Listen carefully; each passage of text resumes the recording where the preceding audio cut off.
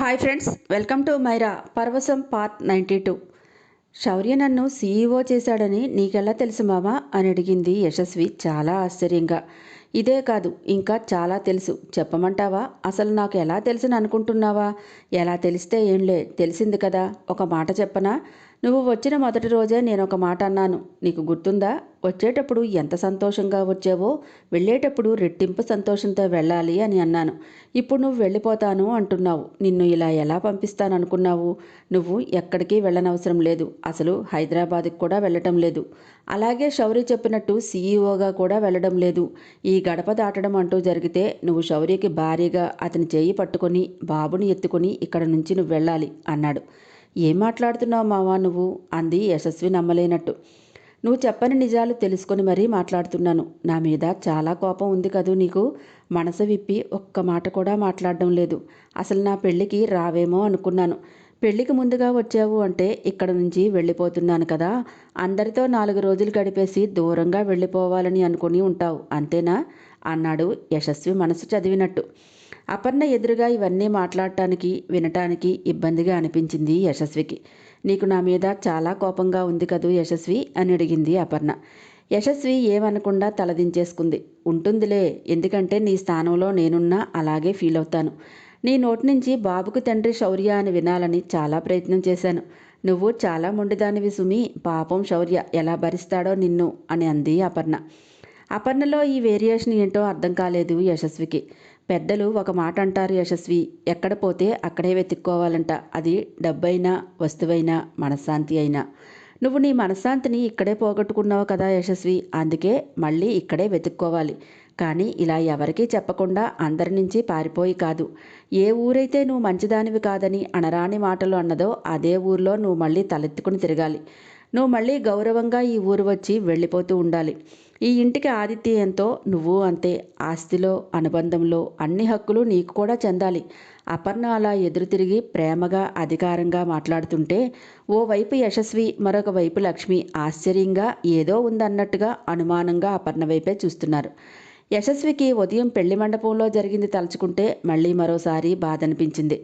అపర్ణ వెళ్ళి పక్కనే కూర్చుని యశస్వి 2 చేతులు పట్టుకుంది. ఆదిత్య పెళ్లికి ముందే నీ విషయంలో జరిగిందంతా నాకు చెప్పాడు. యుఎస్లో ఉండగానే నేను ఆదిత్యని మనస్ఫూర్తిగా ప్రేమించాను. ఆదిత్య జీవితంలో అప్పటికి నువ్వు ఉన్నావని నాకు తెలియదు. ఆదిత్యకు నేను ప్రపోజ్ చేసినప్పుడు నీ గురించి మొదటిసారిగా నాకు చెప్పి నన్ను రిజెక్ట్ చేశాడు. కొంచెం బాధ అనిపించినా చిన్నప్పటి నుంచి మీ ఇద్దరి మధ్య ఉన్న అనుబంధాన్ని చాలాసార్లు ఆ తర్వాత మాటల్లో చెప్పాడు ఆదిత్య. ఆదిత్యకి దూరంగానే ఉండిపోయాను కొన్ని రోజులు. ఆ తర్వాత ఆదిత్యకి యాక్సిడెంట్ అవటం, మీ అమ్మగారు చనిపోవటం, నీ విషయంలో అలా జరగటం తెలిసి మళ్ళీ ఆదిత్య మీద హోప్ వదులుకోలేకపోయాను. కానీ మనసులో ఉన్నది బయట పెట్టలేదు నేను. సైలెంట్గానే ఎవరికి వాళ్ళం ఇండియా వచ్చేసాం. ఇండియాలో అడుగు పెట్టే వరకు నా ఆలోచన వేరుగా ఉంది వరం. వచ్చిన వెంటనే ముందు నీ దగ్గరికే వచ్చాను. శౌర్య గురించి నువ్వు చెప్పిందంతా విని ఆవేశంతో శౌర్యని చంపేద్దామనే వెళ్ళాను. ఆ రోజు చంపేశానని అనుకున్నాను. యాక్సిడెంట్ చేసి వచ్చేశాను అన్నాడు చెప్తున్నాడు ఆదిత్య. కానీ ఆ తర్వాత నేనెవరో తెలిసి కూడా శౌర్య నా గురించి ఎందుకు పోలీస్ కంప్లైంట్ ఇవ్వలేదో అని అప్పుడే శౌర్య గురించి తెలుసుకోవాలని అనుకున్నాను. తన గురించి చాలా ఎంక్వైరీ చేశాను. ఏ ఒక్కరూ కూడా శౌర్య చెడ్డవాడని చెప్పలేదు. మంచివాడు, మంచి బిజినెస్ మ్యాన్, కామ్ గోయింగ్ ఇవే విన్నాను. అంత మంచివాడు నీ విషయంలో ఎందుకలా ప్రవర్తించాడో అర్థం కాక మళ్ళీ తిరిగి శౌర్య దగ్గరికే వెళ్ళాను. నిన్ను బాబుని దగ్గర చేసుకోవాలని శౌర్య పడుతున్న తాపత్రయం ఏంటో అప్పుడే తెలిసింది. అయినా శౌర్య మాటలు ఇంకా నమ్మకం కలగలేదు నాకు. అప్పుడే నాకు మొదటిసారి మోహన్ విషయం తెలిసింది. అజిత్ ద్వారా ఆ మోహన్ను పట్టుకొని 4 ఉతికితే నిజమేంటో వాడి నోటి వెంటే నేను శౌర్య విన్నాం. ఇంటికి మొదటిసారి వచ్చిన తర్వాత నీ గురించి అమ్మని అడిగితే చాలా కోపం చూపించింది. నీ పేరున ఉన్న డబ్బు నగలు పట్టుకొని వెళ్ళిపోయి ఎక్కడో ఒక దగ్గర నువ్వు సుఖంగా ఉంటావని చెప్పింది. నాకెందుకో నువ్వు అలా చేసి ఉండవని అనిపించి నా రూమ్ అంతా వెతుక్కున్నాను. నీ పేరునున్న బ్యాంక్ బుక్స్ నా దగ్గర వదిలేశావు. ఏటీఎం కార్డులు నా దగ్గరే ఉన్నాయి. నీ నగలు, అక్క నగలు కూడా భద్రంగా నా దగ్గరే ఉన్నాయి. అంటే నీ పేరున ఉన్న డబ్బు కానీ నగలు కానీ ఏ రూపంలోనూ నీకు ఉపయోగపడలేదు. నువ్వు వాటిని తీసుకొని వెళ్ళలేదు. అలా వెతుక్కుంటున్నప్పుడే అక్క రాసిన ఉత్తరం నా బట్టల కింద కనిపించింది. ఆదిత్య చెప్పుకొని వెళ్ళిపోతుంటే యశస్వి ఆశ్చర్యంగానూ ఆలోచనగానూ జరిగిపోయిన దాన్ని వింటోంది. అమ్మ ఉత్తరం రాసిందా అనుకుంది మనసులో. ఏం రాసింది? నా గురించి ఏదైనా చెప్పిందా అని అనుకుంది, కానీ ఆదిత్యని అడగలేదు. అది చదివిన తర్వాత నేను ఒక నిర్ణయానికి వచ్చాను. అప్పుడే నీ దగ్గరికి వచ్చి బాబుని ఆర్ఫనేజ్లో జాయిన్ చేయమని పట్టుపట్టాను. అది నిజమే అనుకున్న నువ్వు నిన్ను పెళ్లి చేసుకోవడానికి నేను అలా మాట్లాడుతున్నానని అనుకున్నావు. బాబుని ఎట్టి పరిస్థితుల్లో వదులుకోననే అన్నావు. నన్ను పెళ్లి చేసుకోనని నా మొహం మీదే చెప్పేశావు. శౌరి దగ్గరకు కూడా వెళ్ళను అన్నావు. అప్పుడే నాకు అర్థమైపోయింది నీ మనసులో నేను లేనని, నీ ఆలోచనలు మొత్తం శౌరితో నిండిపోయావని. నీకు తెలియనిది ఒకటే, శౌరిని నువ్వు ఇష్టపడుతున్నావు, ద్వేషిస్తున్నానంటూనే ప్రేమిస్తున్నావు. నిజంగా నీకు శౌరి మీద కోపమే ఉంటే బాబుని శౌరి దగ్గరికి ఎందుకు పంపించావు? దూరంగా వెళ్ళిపోవాలని అనుకున్న దానివి బాబుని శౌరి దగ్గరే ఎందుకు వదిలేవు? పిల్లలు తల్లి దగ్గర ఉండాలి, లేకపోతే తండ్రి దగ్గర ఉండాలని నువ్వు చెప్పేవు ఆ రోజు, గుర్తుందా? బాబుకి తండ్రిగా యాక్సెప్ట్ చేస్తున్న దానివి భర్తగా యాక్సెప్ట్ చేయడానికి కొంచెం టైం కావాలి నీకని అర్థమైంది. ఇంకా నీ మనసులో ఏ అనుమానాలైనా ఆశలైనా ఉంటే అది పూర్తిగా తుడిచిపెట్టుకుపోవాలి. అందుకే నిన్ను ఏమాత్రం కదపకుండానే, నీ గురించి నేను ఆలోచించకుండానే నేనే ఒక అడుగు ముందుకు వేసి నా పెళ్లి ముందు జరిగిపోవాలని అనుకున్నాను. పెళ్లి చేసుకోవాలనుకుంటున్నాను అనే మాట ముందు అమ్మతోనే చెప్పాను. నీ మీద ఎంత కోపంగా ఉండేదో, కానీ ఆ కోపం అంతా ఏమైపోయిందో, నువ్వే ఈ ఇంటికి మళ్ళీ కోడలుగా వస్తావేమోనని ఆశతో డైరెక్ట్గా చెప్పకుండా మరో విధంగా చెప్పింది నాకు. అప్పుడే అక్క రాసిన ఉత్తరం అమ్మకు కూడా చూపించాను. నా మనసులో మాట ఏంటో చెప్పాను. అపర్ణ గురించి, శౌర్య గురించి కూడా వివరంగా చెప్పాను అమ్మకి. అమ్మ ఇంకేం మాట్లాడలేదు, కానీ ద్వంద్వ పరిస్థితుల్లోనే నా పెళ్లికి ఒప్పుకుంది. పెళ్లి మాటలప్పుడు కానీ, పెళ్లి బట్టలు తీసినప్పుడు కానీ, నా పెళ్ళని అనుకున్నప్పుడు కానీ నిన్ను పిలవకపోవటం అమ్మకి నాకు మనసుకి చాలా కష్టంగా అనిపించింది. కానీ ఆ కష్టాన్ని కూడా చాలా భరించాను. కావాలనే నీకు దూరంగా ఉన్నట్టు నటించాను. కావాలనే నిన్ను ఏ ఒక్క పనిలో కూడా ఇన్వాల్వ్ చేయలేదు. పెళ్లికి వారం రోజుల ముందుగా నిన్ను పిలవడానికి కారణం కూడా అదే. నేను చేసిన పని వల్ల నువ్వు మనసు కష్టపెట్టుకుని నా పెళ్లికి రావని అనుకున్నాను. నువ్వు ఇక్కడికి వచ్చాక నవ్వుతూనే తిరిగినా నా కోసం నువ్వు నీ ఇష్టాన్ని చంపుకొని మళ్ళీ ఈ ఊరొచ్చి కష్టాలను కొని తెచ్చుకోవాలని నేను అనుకోలేదు వరం. నేను ముందు పెళ్లి చేసుకుంటే అప్పుడు శౌర్యని నిన్ను ఒప్పించేనా మీ ఇద్దరిని భార్యాభర్తలు చేయాలనే నేను అనుకున్నాను. శౌర్య అలా బాధపడుతూ చెప్తుంటే ఆదిత్య అలా బాధపడుతూ చెప్తుంటే అపర్ణ ఓదార్పుగా భుజం తట్టింది. నన్ను పెళ్లి చేసుకుంటావా అపర్ణ అని ఆదిత్య అడగటానికి ఎంత మొహమాట పడ్డాడో నాకే తెలుసు యశస్వి. మా ఇంటికి వచ్చినప్పుడు కూడా మామూలుగా అన్నయ్యతో మాట్లాడాలని వచ్చుంటాడనే నేను అనుకున్నాను. నీతో కొంచెం మాట్లాడాలి అపర్ణ, నాతో కలిసి బయటకు వస్తావా అని అడిగినప్పుడు నాకు ఆదిత్య ప్రవర్తన వింతగా అనిపించి సరే అని ఆదిత్యతో వెళ్ళాను. చాలాసేపు నీ గురించే మాట్లాడాడు. ఆదిత్య యూఎస్ నుంచి వచ్చినప్పటి నుంచి నిన్ను కలవటం, మోహన విషయంలో నిజం తెలుసుకోవటం, అలాగే ఇంటికి వెళ్ళి అత్తయ్య గారిని నీ గురించి అడగటం, మీ అమ్మగారు రాసిన ఉత్తరం, అన్నీ ఇలా ఏ ఒక్కటి నా దగ్గర దాచలేదు. ఇవన్నీ నాకై ఎందుకు చెప్తున్నాడో ముందు నాకు అర్థం కాలేదు. అన్నీ చెప్పేసిన తర్వాత నన్ను పెళ్లి చేసుకుంటావా అని అడిగేసరికి నాకైతే పెద్ద షాక్. ఆదిత్య తనంత తానుగా నా దగ్గరకు వచ్చి ఇలా అడుగుతాడని నేను అనుకోలేదు. ఇవన్నీ నాకెందుకు చెప్తున్నావు ఆదిత్య అని అడిగినప్పుడు ఆదిత్య ఒకటే మాట అన్నాడు.